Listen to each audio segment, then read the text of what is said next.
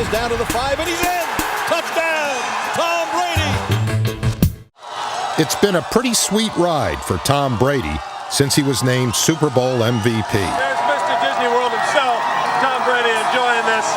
He's done the Disney thing, been a judge at a beauty pageant, appeared on the cover of Sports Illustrated, and been named one of People magazine's 50 most beautiful people. So when he sat down with me recently, I decided it was time to knock America's sweetheart off his high horse. This is the draft report on you. And we condensed this a little bit. And basically it goes, Tom Brady, poor build. That might be accurate. I would probably agree. Skinny, lacks great physical stature and strength, and gets knocked down easily. Well, that kind of gets me fired up because I'm thinking, what the hell do these people know? That sounds like Joe Montana right there. When people tell you, hey, you can't do this, and you keep overcoming that, you build this confidence in yourself and this belief in yourself that even when nobody else believes in you, that I'm still going to do it because I don't give a shit what you say, but I know what I can do, and I've done it. Brady began doing it at California's Sarah High. The lanky catcher was drafted by the Montreal Expos, but he was intent on making a name for himself on the football field, which was easier than making a name for himself in his own household. You had 3 sisters, right? Mm-hmm. So they I was all the worst athlete in the family. All 3 of those girls are better athletes than I am. Well, that must have been kind of tough. I was always a little brother. Well, how do you feel about your sisters playing baseball? I don't care. You're Maureen's brother, you're Julie's brother. And when I was a freshman in high school, I wrote an essay about what it's like to be a baby brother. And I was like, people always refer to me as a baby brother. So maybe one day, I want my sisters to be referred to as, that's Tommy's sister. At Michigan, he was known as Brian Griese's backup, but ultimately, he won the starting job. When you realized you were going to start at Michigan, you looked on the schedule, and you saw that you were going to play Notre Dame. Yeah. Then what did you do? Well, it was probably right around when Rudy came out. So I hit his touchdown Jesus, and this Notre Dame, this kind of aura of Notre Dame. And I'm thinking, I'd never been to the stadium. There was a wedding in Chicago that I was a part of. So on the way back from Chicago to Ann Arbor, I was like, I drive by and see signs for South Bend. And I'm thinking, okay, I'm going to just stop in. I'd love to see what it's like. So when I go down there and run on the field for the first time, it's not the first time I'm getting used to the environment. So I pull up. It's a Sunday afternoon.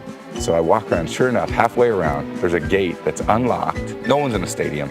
I don't see anyone. I don't hear anything. All I see is a bunch of no trespassing signs. I just kind of took it all in. I walked up in the top of the stands and kind of walked down, stood on our sideline, stood in the middle of the field real quick. I kind of ran across. And it was cool. Yeah. And so I'm walking back out to the gate that I walked in, and I guess someone had come into the stadium because they had unlocked the gate and then fastened the 2 sides of the gate together. So I'm thinking, I'm locked in the friggin' stadium. It's 6 o'clock at night. My car's sitting out there in some illegally parked zone. I'm thinking, I'm playing here in a month. I'm going to be on SportsCenter, breaking into the stadium. Brady eventually escaped from Notre Dame Stadium and somehow found his way into NFL stadiums. And when Drew Bledsoe went down with an injury last year, the 199th player taken in the 2000 draft became a starter. Talk to me about your favorites, because just talk to me about under. Love under, okay. I like sticks. Okay. I like double seam. I All like right. 10 seam. You just want to throw so you can get on TV, huh? Brady seemed perfectly at home in front of the camera. And like any good TV star, he quickly won over his audience. And Foxborough loves Tom Brady. New England began the year 0-2. But Brady led the Patriots to an 11-5 record and an AFC East title. When you look back at last season and all the great things that happened, if there was one moment that you could erase, purge from, let's say, our film vault, what would that be? Okay, this is horrible. We played the Buffalo Bills at Buffalo. It was probably, for me, the worst game of the year. I missed more open receivers than I've ever missed in my life. I don't know if you've ever been up to Buffalo, but there's a crown on the field. So in the middle of the field, you're throwing downhill. All my throws were high.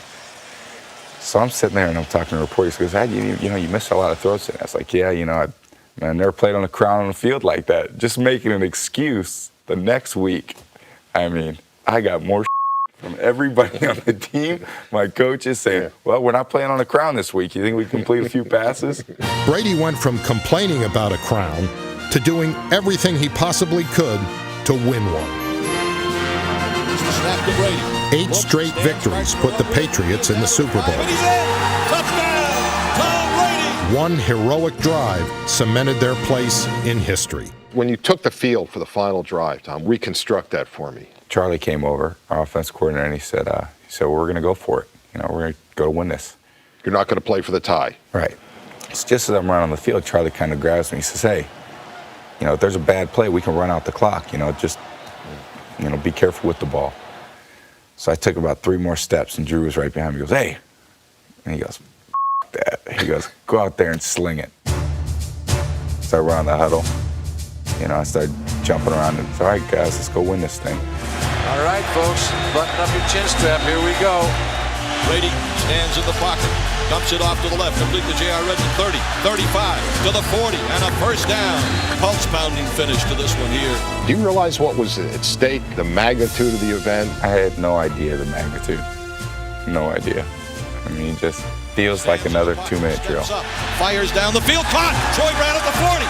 Looks, fires over the middle, caught by Jermaine Wiggins down to the 30-yard line of St. Louis. The Patriots have to come up and snap the ball down here. 9 seconds left, throws the ball to the ground with 7 seconds left. Adam runs on and kicks the game winner. It was almost like, okay, what's next?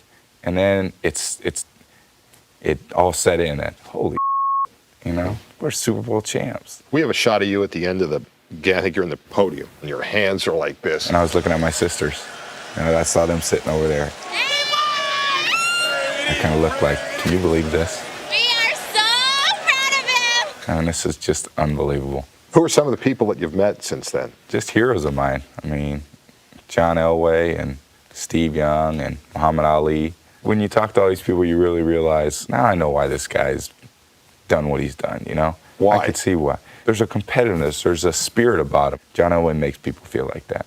And he made his teammates feel like that, and his coaches, that everyone was believed in him. And everyone was like, hey man, if I'm on your side, we're gonna win. When you're around people like that, you just kind of feel like, you know, man, I'm sitting next to the man, you know? I mean, this is... Well, that's the way I feel now. Do you? See, yeah, I'm sitting next to the man. Way to go, 12. You're the man, baby. You are the man. I got a lot of years to get to catch up to those guys. He may be young, but already he's shown that, like his heroes, he possesses the strength to rebound from adversity, an unwavering confidence, We're going to get this one. I promise. I promise that. and an intense passion for the game. I'm a football player. Since I was 7, I was throwing the ball around, and that's what I wanted to be. I was at that game when Dwight Clark made the catch. Really? The reason why I think I'm successful is I think I love playing football. That's it. That's it. That's awesome. And people see that. People say, hey man, Tom's having a hell of a time. Let's just hop on his back and we'll go with it. And I'm gonna have a hell of a time too doing it. Are you afraid about peaking at this point? I mean, you think of Dan Marino, the second year, 48 touchdown passes, breaks all his records, goes to the Super Bowl, and then he never returns. Has that ever crossed your mind that, boy, I might never be back here again? It's never crossed my mind. I don't think that ever will cross my mind. I had an equipment manager in college. I mean, he had been in Michigan for 25 years or so. He's got so many Big Ten rings. I mean, he doesn't have enough fingers for all the rings he's got. And he says, you know what? Whenever he says, you know what, Tom, you know what my favorite ring is? And I said, which one's that? He goes, the next one. That's what I think, the next one. That's my favorite.